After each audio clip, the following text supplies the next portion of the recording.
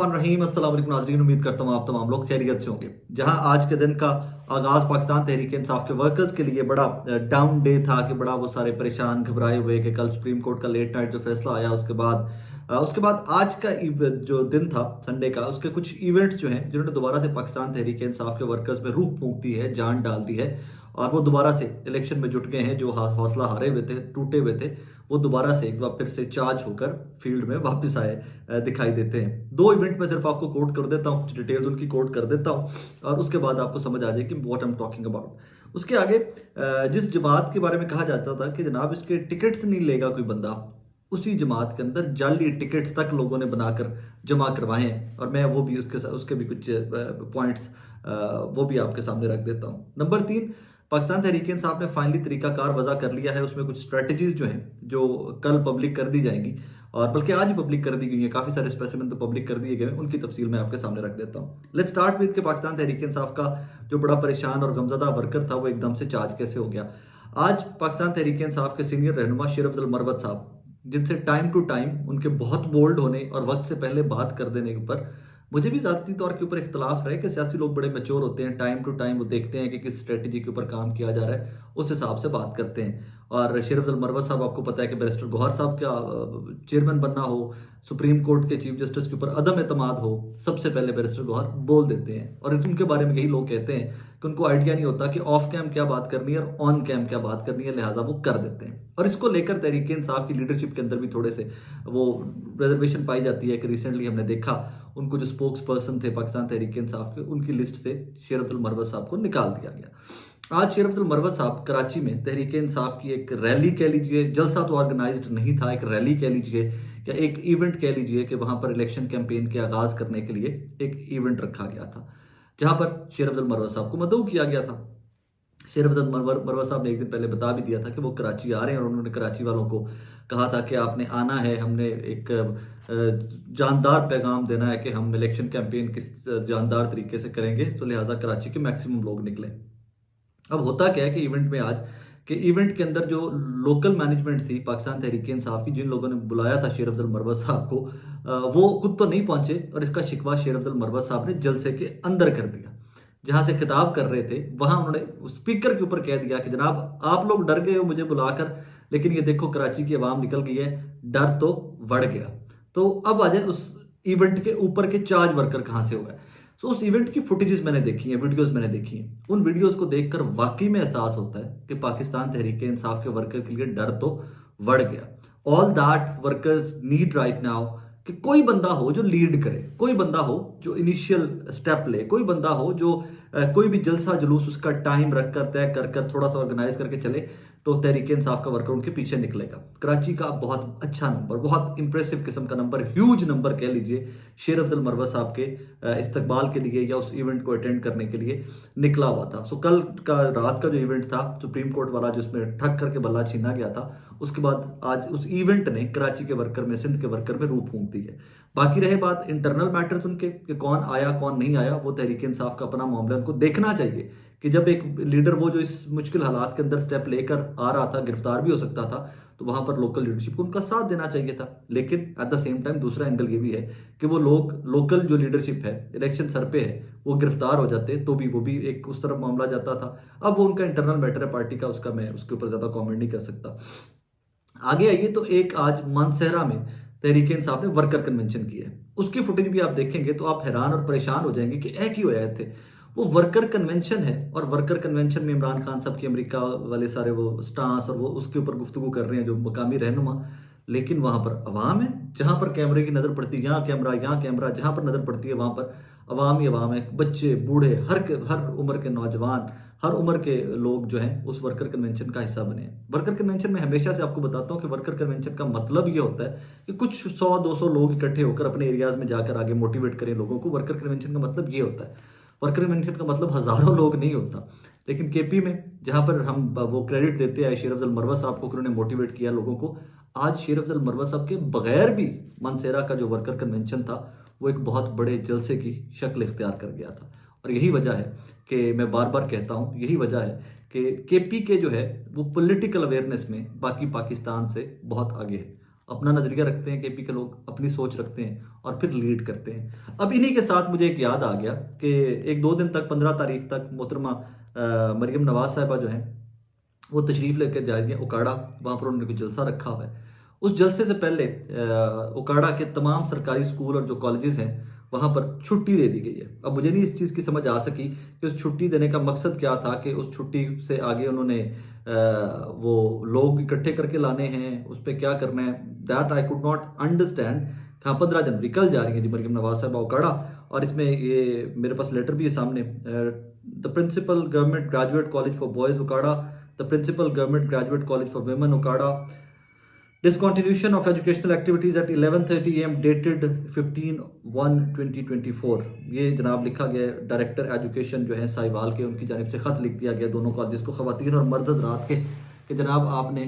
कल 11:30 बजे से पहले फारिग, मतलब छुट्टी। एक तरफ ये है कि वर्कर कन्वेंशन हो रहे हैं, अपनी मददाब के तहत हो रहे हैं, कोई टियर 1 की लीडरशिप नहीं है, लोग मकामी लीडरान के सामने ही इस हद तक बड़ा जलसा और वर्कर कन्वेंशन करने में कामयाब हो गए, और दूसरी जानिब मरीम नवाज साहिबा तशरीफ ले जा रही है तो स्कूल कॉलेज बंद कर दिए गए। अब अगली स्टोरी पे आ जाते हैं। अगली स्टोरी जनाबे वाला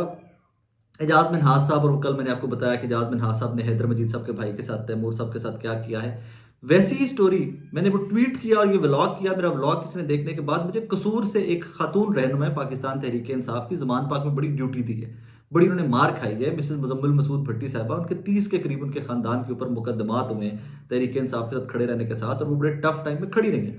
वहां पर भी एजाज मिन्हाज साहब और अजीमुल्लाह म्यूस साहब और ये तमाम लोग जो हैं, इन लोगों ने कोई इसी किस्म के उनके टिकट के साथ भी कार्रवाई डाल दी है। मैं अजीमुल्लाह म्यूस साहब मेरे शो के रेगुलर गेस्ट हैं टेलीविजन के, मेरे भाई हैं, और मुझे वाकई में ये नहीं था कि पॉलिटिकली वो पार्टी के अंदर तहरीक इंसाफ के अंदर एक किस्म का कोई मैस कर सकते हैं। रजी ताहिर साहब ने सबसे पहले रिपोर्ट किया तो मैंने सब समझा कि रजी साहब के पास इन्फॉर्मेशन कंप्लीट नहीं है, लेकिन अब मुझे लगता है कि मुझे रजी साहब से एग्री करना पड़ेगा, उनके पास इन्फॉर्मेशन करेक्ट थी, बिकॉज मल्टीपल सोर्सेज जो हैं वो टिकट्स की डिस्ट्रीब्यूशन में बहुत सारी चीज़ों का जिम्मा एजाज मिन्हाज साहब और अजीमुल्लाह म्यूस साहब इन लोगों को ठहरा रहे हैं।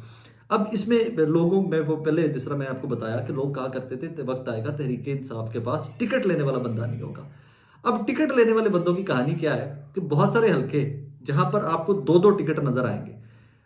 कि जो लिस्ट पाकिस्तान तहरीक इंसाफ ने जारी की थी उसके अंदर एक फैमिली है या एक खानदान है जिनके टिकट अनाउंस हुए हैं, या एक कैंडिडेट है जिसका टिकट अनाउंस हुआ हुआ है, तो फिर किसी और के पास उसी हल्के का टिकट कैसे हो सकता था, यह सवाल है। और मैंने आज इस सवाल के ऊपर काम किया है। मुझे टिकट एक हल्के से दो साहबान ने भेजे, एक ने मेरे पास दोनों सूबाई सीटों का, एक नेशनल असेंबली की सीट का टिकट भेजा, ये देखिए हमारे पास ये टिकट है। मैंने वो पाकिस्तान तहरीक इंसाफ अपने सोर्सेज से कंफर्म किया, मैंने कहा यार ये टिकट तुम लोगों ने इशू किए हुए हैं, उन्होंने कहा जी हमने किए हुए हैं।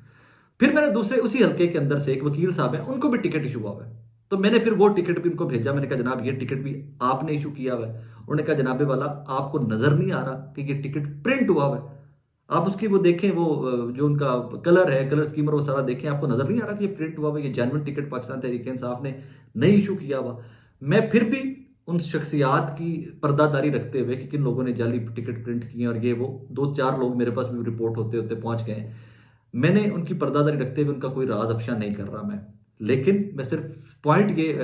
बनाना चाह रहा हूं यहां पर कि जिस जमात के बारे में लोग कहा करते थे, सियासतदान कहा करते थे कि जनाब इनका टिकट लेने वाला कोई नहीं होगा, उन्हीं की जमात के लोग इतना टिकट चाहते हैं कि एक को अनाउंस होता है और 10 और भी उस तरह की कापियां लेके कि यार किसी दिन जमा हो जाए यार उहदे दफ्तर। तो लोग इस तरह की कहानियां भी डालते फिर रहे हैं, और फिर एक कंफ्यूजन नजरियाती और पीटीआई की, नजरियाती और पीटीआई की आ गई, उसमें भी लोगों ने उसका काफी सारा फायदा उठाया कि एक ने नजरियाती का करा दिया, एक ने पीटीआई बल्ले का करा दिया। और वो कल मेरी इतला ये है कि कल तक वो लिस्टें पाकिस्तान तहरीक इंसाफ के हमायत याफ्ता उम्मीदवार जो है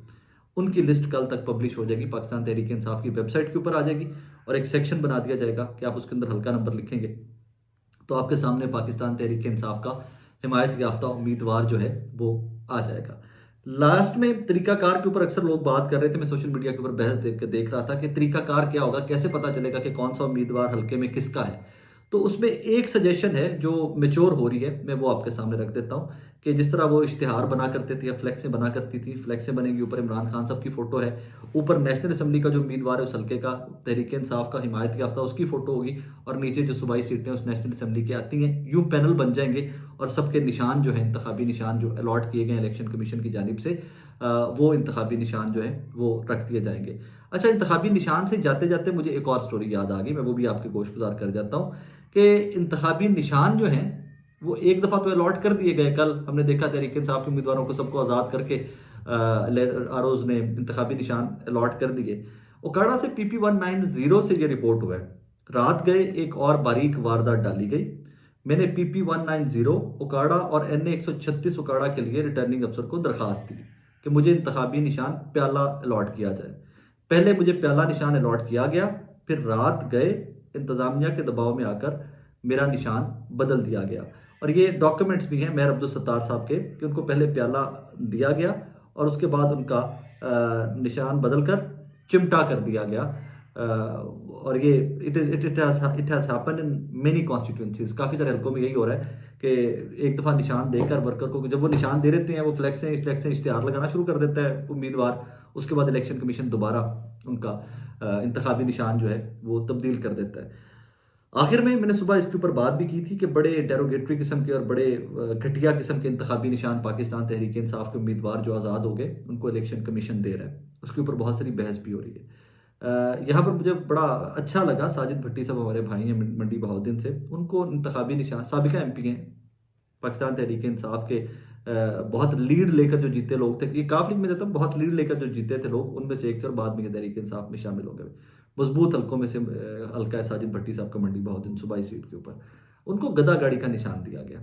और उस बंदे ने उस गदा गाड़ी के निशान को एजाज समझकर खुद से एडवर्टाइज किया है कि जनाब आप हमारी तजलील कीजिए इंतखाबी निशान देने पे, हम इसी तजलील का बदला आपसे 8 फरवरी को लेंगे। और साजिद भट्टी साहब ने वो एडवर्टाइजमेंट स्टार्ट कर दी है उसी डेरोगेटरी से इंतखाबी निशान के साथ। किसी को जूता दिया गया है, किसी को शीप दिया, किसी को चिमटा दिया गया। मैं वो देख रहा था, कोई साहब है, मैं उनका नाम इसलिए नहीं कोट कर रहा कि comes from very humble background, PMLN के वर्कर है, मैं पिन पॉइंट नहीं करना चाहता किसी को, मैं हिट नहीं करना चाहता किसी को। उन्होंने शाह महमूद कुरैशी साहब की साहबजादी को लेकर, उनके इंतखाबी निशान को लेकर इंतहाई घटिया कॉमेंट्स उसके साथ लिखे हुए थे।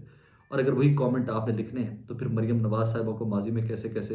इंतखाबी निशान मिलते रहे, नवाज शरीफ साहब को कैसे मिलते रहे, तो फिर उसके ऊपर लोग कमेंट्री करें तो वो किसी महजब कौमों वाला या महजब किस्म का इलेक्शन कराया जा रहा है इस मुल्क के अंदर। आई थिंक ये जमातों को, अपने वर्कर्स को थोड़ा सा मेच्योर करना चाहिए कि